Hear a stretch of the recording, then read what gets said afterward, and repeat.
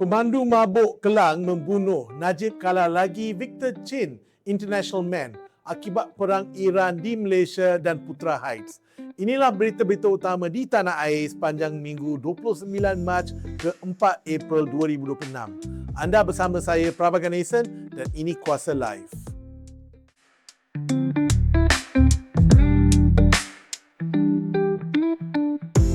Berita pertama, kes Amirul, pemandu mabuk balu menuntut nyawa dibalas nyawa dan keputusan penjabat peguam negara.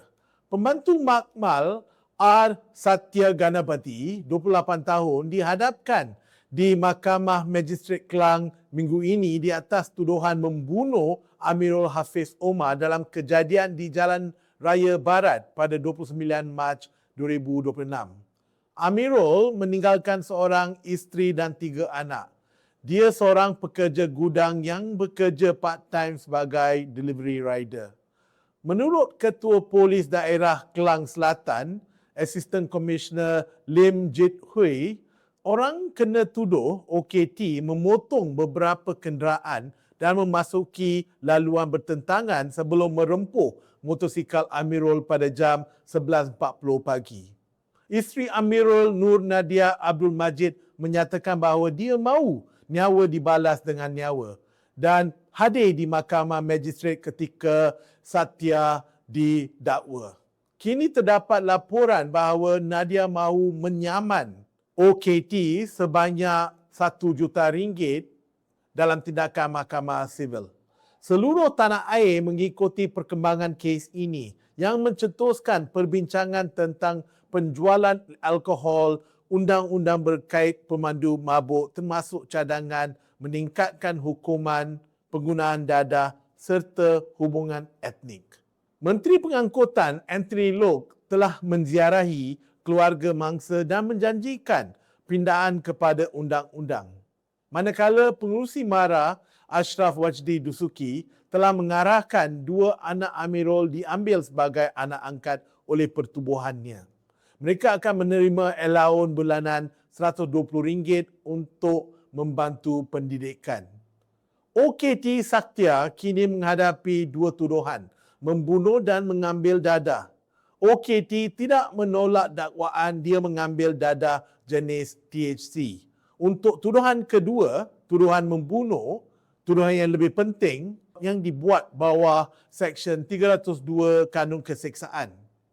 Namun timbul persoalan mengapa pejabat peguam negara tidak turut mendakwa kesalahan memandu di bawah pengaruh alkohol atau dadah di bawah Akta Pengangkutan Jalan Seksyen 44-1 yang membawa hukuman penjara sehingga 15 tahun. Jika tuduhan membunuh gagal dibuktikan, charge di bawah Akta Pengangkutan Jalan boleh menjadi insurans untuk tim pendakwa raya. Peguam negara Dusuki Mokhtar bagaimanapun yakin dengan pendakwaan seperti sedia ada. OKT tidak diwakili peguam di Mahkamah Magistrate minggu ini. Sekiranya masyarakat umum menentukan keputusan pendakwaan, mungkin Dusuki dilihat betul. Namun dalam perbicaraan kes bunuh, isu niat, intention dan faktor-faktor lain akan diperincikan dan mahkamah akan membuat keputusan berdasarkan garis panduan undang-undang. Berita kedua, Najib bersalah lagi, Mahkamah Sivil arah bayar lebih RM5 bilion, deliberate fraud bukan sekadar negligence. Mahkamah Tinggi Kuala Lumpur minggu ini memerintahkan bekas Perdana Menteri Najib Razak membayar ganti rugi sebanyak $1.3 bilion Amerika, sekitar RM5.25 bilion kepada SRC International Sendirian Berhad. Dalam kes sivil ini, Hakim Ahmad Fairuz Zainal Abidin mendapati defendant sebagai penasihat emeritus syarikat memegang kuasa mutlak dalam setiap keputusan penting melibatkan SRC, daripada penubuhan sehingga usaha menutup penyelewengan. Najib membantu menubuhkan SRC sebagai anak syarikat 1MDB pada tahun 2011. sebelum pemilikan dipindahkan kepada MOF Incorporated. Ini meletakkan SRC secara langsung di bawah kawalannya sebagai Menteri Kewangan dan Perdana Menteri pada tempoh tersebut.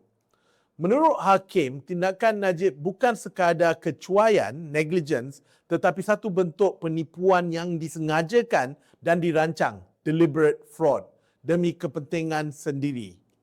5 individu lain yang turut berdepan tuntutan bersama Najib, bekas pengarah SRC International Subuh Muhammad Yassin, Muhammad Azhar Osman Khairuddin, Cik Abdullah Elias Rashidi Cik Omar, Syarul Azral Ibrahim Helmi dan Ismi Ismail telah dilepaskan daripada liability.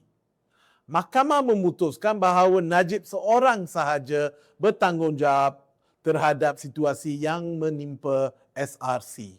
Pada Disember lalu, Najib telah disabitkan kesalahan salah guna kuasa dan money laundering dan dihukum penjara 15 tahun serta denda 11 bilion ringgit. Keputusan tersebut dirujuk kepada Mahkamah Rayuan. Kini Najib berada di penjara Kajang, menjalani hukuman penjara 6 tahun yang bermula pada tahun 2022 selain masih perlu membayar denda 50 juta ringgit. Walaupun terdapat usaha untuk menukar hukuman penjara kepada tahanan rumah, peningkatan jumlah kes di mana Najib didapati bersalah sama ada di Mahkamah Sivil maupun di Mahkamah Jenayah memberi gambaran bahawa pentadbirannya daripada tahun 2009 sehingga tahun 2018 mungkin merupakan salah satu tempoh paling gelap dalam sejarah kerajaan Malaysia. Berita ketiga, Victor Chin, pelarian serial contract winner dan bayang-bayang rentas pentadbiran. Seminggu kecoh kini senyap, cerita Victor Chin. Polis memaklumkan minggu ini bahawa Victor Chin antara 10 individu yang ditahan sejak bermulanya Ops Viking pada Oktober lepas.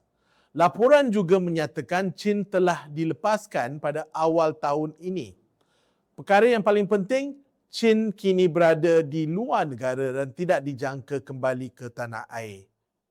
Sebelum ini, Chin mendakwa kepada media bahawa seorang ahli parlimen telah menerima 9.5 juta ringgit daripadanya sebagai service fee dan perlu memulangkannya sebelum 30 Mac. Jika tidak, Victor Chin akan mendedahkan identitinya. 30 Mac sudah berlalu, 31 Mac pun sudah lalu. Tetapi Chin masih membisu. Adakah ini bermakna wang telah dipulangkan?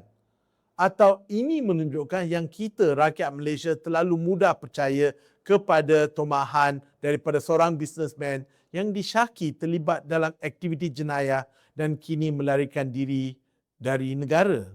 Chin dikaitkan dengan NextG sebagai COO, di mana syarikat tersebut memperolehi beberapa kontrak kerajaan bernilai tinggi.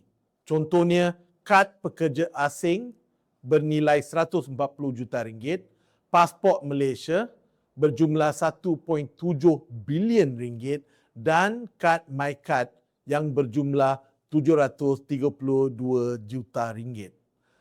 Realitinya, hampir semua rakyat Malaysia akan memegang produk berkaitan NextG melalui kontrak-kontrak ini. Terima kasih kepada Victor Chin. Pelik tetapi benar, Menteri Komunikasi Fahmi Fadzil cuba mengurangkan kaitan kerajaan Madani dengan Victor Chin dengan hujah bahawa Victor Chin telah lama berurusan dengan pentadbiran terdahulu. Menurut Fahmi, saya nak sebut Victor Chin tidak melakukan perkara ini sekarang, tetapi sudah lama, sejak beberapa pentadbiran yang lalu. Saya tak pasti kenapa kerajaan sebelum ini tidak mengambil tindakan dan mereka bersekongkol dengan dia. Baik, kalau benar seperti yang dikatakan oleh Fahmi, jika Chin sudah sedekad mengumpul aset yang mencurigakan sehingga hampir 475 juta ringgit, Mengapa kerajaan Madani masih memberikan syarikat berkait dengannya 3 kontrak besar yang melibatkan keselamatan negara? Kad pekerja asing, pasport dan MyKad. Jika Najib Razak dianggap khilaf, mengapa pola yang sama berulang di bawah pentadbiran Anwar Ibrahim? Naratif mafia korporat ini juga sering dikaitkan dengan Suruhanjaya Pencegahan Rasuah Malaysia dan ketuanya Azam Baki. Perkembangan besar minggu ini, media Amerika Bloomberg melaporkan bahawa Perdana Menteri Anwar Ibrahim cuba menangguhkan pendedahan hasil siasatan berkaitan pemilikan saham Azam. Kerajaan menolak tuduhan ini sekeras-kerasnya. Ketua Setiausaha Negara Syamsul Azri Abu Bakar minggu ini menyatakan yang Jabatan Peguam Negara akan mengambil tindakan terhadap Bloomberg. Sementara itu, di Putrajaya semalam, Azam menyatakan mafia korporat ini bukan sahaja melindungi aktiviti haram, memanipulasi struktur korporat, membersihkan wang haram, bahkan memanipulasi sistem untuk memastikan jenayah terus berlaku tanpa dikesan. Menariknya, hampir 2 bulan lalu apabila Bloomberg mendedahkan kemungkinan wujud unsur mafia korporat dalam SPRM, Azam dilihat menolak tuduhan tersebut. Kini, naratif berubah. Mafia korporat diakui wujud, kompleks dan berbahaya. Dulu bukan isu, sekarang ancaman kepada kedaulatan negara. Azam yang kontrak perkhidmatannya dijangka tamat akan bersara pada 12 Mei 2026. Berita keempat, work from home, cukai khas dan harga barang. Penjawat awam Malaysia akan bekerja dari rumah atau work from home bermula 15 April ini. Bagi sektor swasta pula, Presiden Persekutuan Majikan Malaysia NEF, Syed Hussein Syed Husman, menyatakan setiap organisasi perlu diberi fleksibiliti untuk menentukan kaedah work from home berdasarkan keperluan masing-masing. Secara mudah, pekerja government akan duduk di rumah sementara pekerja sektor swasta kekal di pejabat ataupun di kilang. Menurut Perdana Menteri Anwar Ibrahim, langkah work from home ini bertujuan mengurangkan penggunaan bahan api serta memastikan kemampanan bekalan tenaga negara susulan konflik di Asia Barat yang semakin meruncing, khususnya melibatkan Iran. Ketika ini, kerajaan membelanjakan sekitar 4 bilion ringgit sebulan untuk menampung subsidi budi 95. Sekiranya harga minyak mentah dunia melepasi paras $100 setong, bil subsidi dijangka meningkat dengan ketara. Untuk renungan bersama, jika bil minyak turun akibat work from home, bil aircon dalam musim panas ini hampir pasti meningkat. Penjimatan di satu sisi, kos bertambah di sisi lain untuk penjawat awam yang duduk di rumah. Bercakap tentang minyak, terdapat perbezaan pandangan berkenaan bagaimana kerajaan harus berurusan dengan Petronas. Minggu ini, PMX merakamkan penghargaan terhadap perancangan syarikat minyak negara itu dalam memastikan bekalan mencukupi sehingga Mei. Sebaliknya, Setiausaha Agung Perikatan Nasional Taqiyuddin Hassan mencadangkan cukai durian runtuh ke atas industri minyak dan gas. Perlu diperjelaskan, syarikat minyak yang dikenakan cukai di Malaysia bukan hanya Petronas. Syarikat multinasional seperti Shell dan ExxonMobil juga terlibat dalam ekosistem ini. Dari sudut harga barangan, Dewan Perniagaan Melayu Malaysia meramalkan kesan kenaikan harga akan mula dirasai oleh peniaga seawal minggu kedua April. Pada masa yang sama, Presiden Persatuan Kontraktor Perumahan Malaysia, Muhsin Abdul Ghani, memberi amaran bahawa harga bahan binaan dan kos berkaitan boleh meningkat sehingga 15%, sekaligus meningkatkan risiko kelewatan projek dan kos keseluruhan pembinaan. Akhirnya, ini bukan sekadar cerita work from home ataupun minyak. Ini adalah soal bagaimana tekanan global mula diterjemahkan kepada kos hidup harian rakyat Malaysia. Berita kelima, tragedi Putra Heights belum selesai. Setahun berlalu, mangsa masih menunggu keadilan. Genap setahun sejak insiden letupan saluran paip gas di Putra Heights. Namun, penduduk masih menanggung derita dan trauma. Kerja repair untuk rumah-rumah yang terjejas masih belum diselesaikan. Salah seorang mangsa, Ui Sui Lee, 43 tahun, memberitahu Sinar Harian bahawa dia masih tinggal di luar kawasan. 3 ahli keluarganya terlantar di hospital selama sebulan dan sehingga kini masih menjalani rawatan susulan termasuk skin graft. Seorang lagi mangsa, Abdul Ghani Abdul Aziz yang berumur 58 tahun, menyimpulkan bahawa birokrasi menyebabkan kerja pembaikan menjadi lambat. Insiden kebakaran saluran gas Petronas pada 1 April 2025 menyaksikan api menjulang lebih 30 meter dengan suhu mencecah 1000 darjah Celsius. Tragedi ini yang dilaporkan di seluruh dunia mengakibatkan 81 rumah musnah sepenuhnya, 81 separah musnah dan 57 lagi terjejas.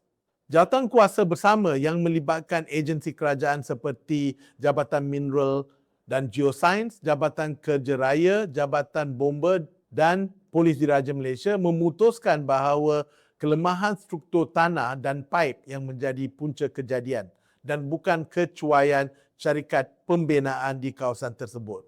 Namun, minggu ini sekumpulan NGO termasuk The Artivist Network, Greenpeace Malaysia dan Rimba Watch menggesa penubuhan Suruhanjaya Siasatan Diraja RCI bebas bagi menyiasat punca sebenar kejadian tersebut.